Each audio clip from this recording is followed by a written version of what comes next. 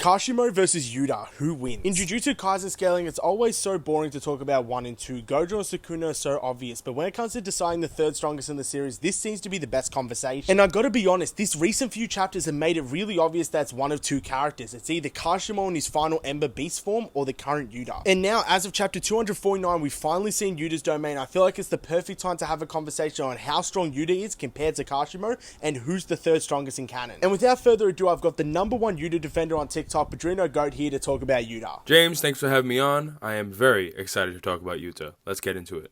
We are first introduced to Yuta as the main character of JJK 0, which is a prequel to the current day manga. During this time, we find out that Yuta is cursed by Rika, who is a special grade vengeful cursed spirit. The way that this curse came to be is when Yuta's childhood best friend Rika Orimoto was hit by a car and unfortunately killed. After this, her curse manifested and began protecting Yuta to a dangerous degree. We see her doing things like mutilating bullies and basically murdering other people who treat Yuta poorly, friend or foe alike. After this was uncovered, Yuta was given a secret execution order much like Yuji Itadori, but had his sentence suspended thanks to Satoru Gojo and was saved as a result. During the events of JJK 0, we see Rika absolutely annihilate any curse that she comes into contact with, and eventually Yuta is able to learn how to use their powers in tandem so he himself is no longer weak or useless in combat.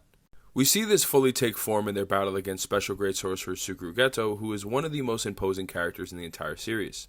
With the ability to wield an army strong enough to hold the entire Jujutsu High forces at bay long enough to challenge Yuta in an attempt to steal Rika from him. During the events of JJK 0, we get some insane statements that are contentious but worth mentioning for the video.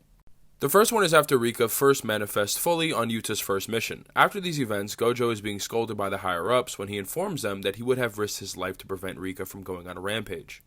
There are many ways to interpret this statement, whether Gojo feels like a fight against Rika would be life-threatening, or in this situation, whatever arises, he would do anything he needs to. It's still worth mentioning, again, for the video. The next statement is made by Suguru Geto when he's speaking on how Rika would help him achieve his plan on killing all non-sorcerers on the planet. He specifically says that his chances of achieving his plans with Rika on his side makes his chances of success go up to 99%. Again, with Gojo being a clear adversary to this plan, you can interpret this how you will.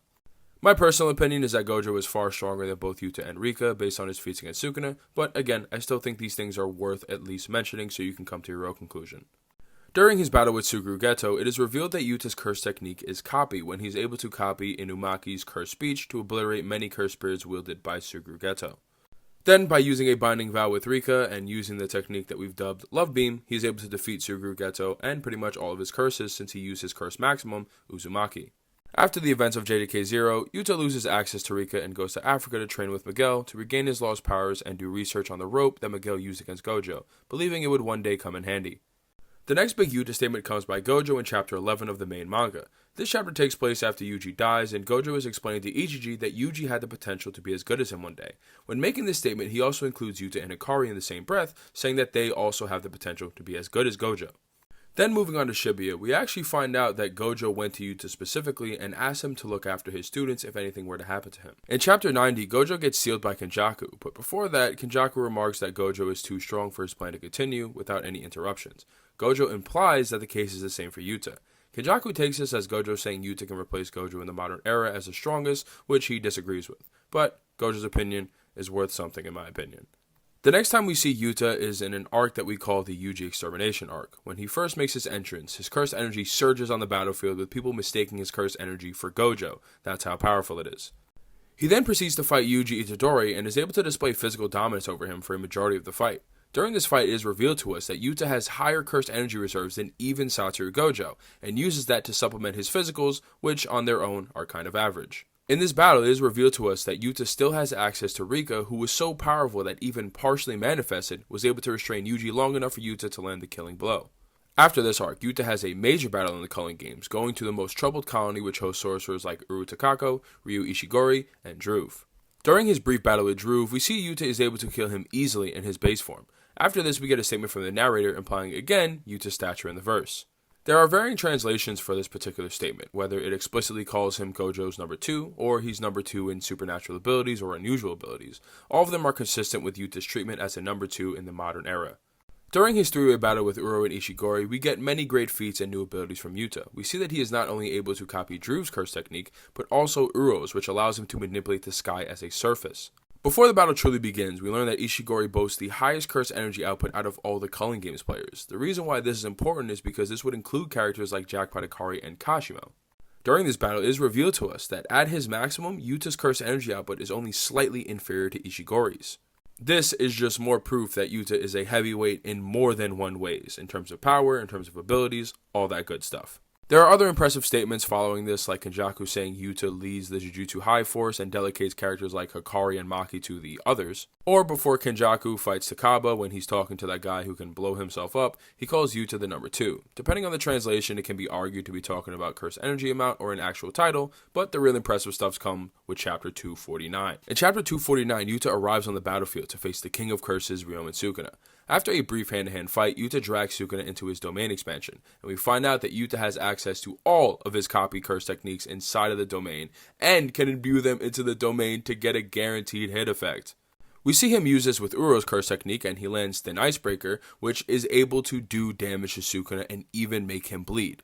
This is by far one of the most impressive feats in the entire series, and has cemented Yuta on the very short list of people who have damaged the King of Curses, Ryomen Sukuna. Kashimo is just like Sukuna and Gojo. That's his narrative. He's the strongest person of his era and was never really pushed due to it. When he was in his original life 400 years ago, no one was even able to push him to a point where he needed his curse technique, which is why he never used it. Which is why when Kenjaku told him of a character that would be able to defeat him in his curse technique, he came over to the present in the Culling Games event, searching for specifically Sukuna. Even when fighting someone like Hikari who was able to defeat Kashimo, Kashimo still didn't see him as enough of a threat to be willing of using a curse technique and would rather die. And let's think about what this means for a second. Hikari, one of the strongest characters in Jujutsu High, someone who sits above most when it comes to the series, was still getting pushed to the limit by someone like Kashimo who wasn't even using his CT. And Hikari's no slouch. If you think about it, during his fight with Kashimo, his CT usage and his domain usage was stated to be quicker than the likes of Mahito. Now the reason this is so important is because out of all the disaster curses, Mahito was the most advanced domain user out of all of them, and the quick activation speed was supposed to mirror Gojo. That's completely the whole narrative point of the event. The whole reason why it's 0.2 seconds is because it's supposed to mirror Gojo's usage of his domain when he was fighting the disaster curses at the start of Shibuya. So the fact that Hikari's usage of his domain is seemingly more advanced than even Mahito's, judging by the activation speed and the way he uses it, tells me that's an insane feat for Kashimo to be able to overcome it to some extent. And this is one of the strongest parts of Kashimo's scaling. Without his CT, he is still a top 10 character in terms of power scaling. And on top of this, I would actually say that the narrative poses that Kashimo in his base is still stronger than characters like Ryu. And this is actually pretty simple to explain. If you think about it, Ryu exists in roughly the same era as Kashimo, yet the whole narrative of Kashimo is that no one in his era was strong enough to push him to use his CT, and Kenjaku seemingly reaffirms this idea. So if you really think about it, and I mean think about it, when you talk about someone like Kashimo, even someone like Ryu, who sits at a level in output so far above most of the characters in the series, was still not able to fight Kashimo to an extent where Kashimo would need his CT. And Ryu's no slouch either. If you think about it, outside the Granite Blast, he still has incredible speed and strength scaling, even noted by Yuta. And the Granite Blast is physically more powerful than Yuta's strongest attacks. Remember that, even a charged up Rika attack is still not comparable to a charged up version of the Granite Blast. And even if you want to work off the idea that the two blasts clashed and showed some level of relativity, Yuta directly states that the Granite Blast is stronger than a charged up Rika attack. But now that we've gotten that all out of the way, let's talk about the CT, why the Ember Beast is so powerful. First things first, it should be acknowledged that even though Sukuna was injured, Kashimo did have the upper hand in their original confrontation in the Maguna form. He was both showing some relativity and speed, and on top of that, dealing some damage to Sukuna and throwing it back with his attacks. Also, I know people are going to bring this up, Sukuna may be injured, but on top of that, an injured version of Gojo is still considered stronger than someone like Yuta. This is stated throughout his fight with Sukuna. So while I do think this feat is still kind of asterisk, I still think it's a strong feat, just judging on the fact that it is still a 20-finger Sukuna. Now in fairness, Kashimo might just lack a domain, and that might be a big part of the conversation as to why he might lose, but he still does have a sure hit to even up the score. Because for those who don't remember, the negative to positive charge sure hit is something that's launched at Hikari and uses negative and positive charges to attract so it never misses and tracks the opponent. Attacks like that in combination with the fast electromagnetic blast or the sound waves that he launches makes him a really terrifying opponent in terms of your basic ability. But with that being said, and now that you understand the scaling of both characters, who actually wins the fight and how does the fight actually go? Now when it comes to talking about how this fight will play out, the domain's the biggest factor. Yuta consciously having the ability to pick which one of his CTs will be the sure hit is pretty insane, and on top of that, using the swords can make himself able to use simultaneous CTs. And realistically, the only defense that Kashimo has for the sure hits is the Hollow Wicker Basket, but as seen in the Sukuna fight, that won't help him that much. Because all the Hollow Wicker Basket will do is hinder his usage of his CT and then allow Yuta to get close to slash straight through it. And that's not even everything. What if he uses Clairvoyance to react, dodge, and counter attacks? That can give him the future sight. He can also use things like Cleave and Dismantle or the Sky attack to deal serious damage, and he can also use those attacks in combination with the Inomaki's Curse speech to freeze Kashimo before he does it using a combo CT. Realistically, what I'm trying to get across is the idea that Yuta's domain is way too powerful for Kashimo and he doesn't have a good amount of counters to take on all the multiple ways that Yuta could win. Realistically, if Sukuna couldn't stop damage being given to him by Yuta, I don't see how Kashimo could. Now, I've seen some people try and use the negative discharge sure hit to try and say that he'd hit Yuta with that, but the problem is that the Sky attack could deflect it since it can warp reality. Funnily enough, we actually see Yuta do this with Ishigori's Granite Blast. Which brings me to my final conclusion. Me and CJ seemingly both agree with the idea that Kashimo would lose to Yuta and he doesn't have a good enough counter to win this fight. Yuta's domain is too powerful, he's confirmed that he's gone stronger since the Culling games, I just don't see a way that Kashimo could win. Special thanks to Padrino, also known as CJ, for being on this video. I put his TikTok and his YouTube in the description, check him out. And special thanks for everyone watching this video, leave a like, subscribe, and check out my next video. I hope you all have a wonderful day.